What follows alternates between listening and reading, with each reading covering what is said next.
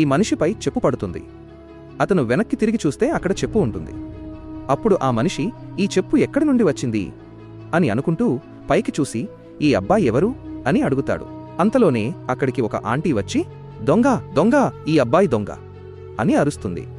అప్పుడు ఆ మనిషి ఆంటీ మీరు ఏం మాట్లాడుతున్నారు అని అడుగుతాడు.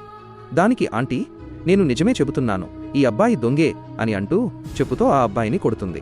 అప్పుడు ఆ అబ్బాయి మనసులో మంచిదైంది, ఈమె నన్ను దొంగ అనుకుంది, నేను ఇక్కడి నుండి ఈ మిద్దె పైనుంచి పారిపోతాను అని అనుకుని అక్కడి నుండి పారిపోతాడు.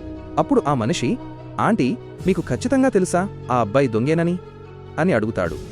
దానికి ఆంటీ అవును బాబూ, ఈ మధ్యకాలంలో మన వీధిలో చాలా దొంగతనాలు జరుగుతున్నాయి, చాలా ఇళ్లలో దొంగతనాలు జరిగాయి కూడా అని చెబుతుంది. ఆగునైనా నన్ను చూసి విస్మరించకు, లేకపోతే నీకు చెడు సమయం వస్తుంది. ఒక్కసారి కామెంట్లలో హర్ హర్ మహాదేవ్ అని రాసి వీడియోకి ఒక లైక్ చేసి ఛానల్ను సబ్స్క్రైబ్ చేయి, నీ ప్రతి కోరిక నెరవేరుతుంది. అప్పుడు ఆ మనిషి నేను పోలీసులకు ఫిర్యాదు చేస్తాను అంటాడు. దానికి ఆంటీ నేను ఇప్పటికే పోలీసులకు ఫిర్యాదు చేశాను, వాడు ఏదో ఒక రోజు ఖచ్చితంగా దొరుకుతాడు అని అంటుంది. ఆ అబ్బాయి వెళ్ళిపోయిన తర్వాత ఆంటీ ఇలా అంటుంది, నాకు తెలుసు ఆ అబ్బాయి దొంగ కాదు, నీ భార్య ప్రేయసీ ప్రియుడు అని చెబుతుంది.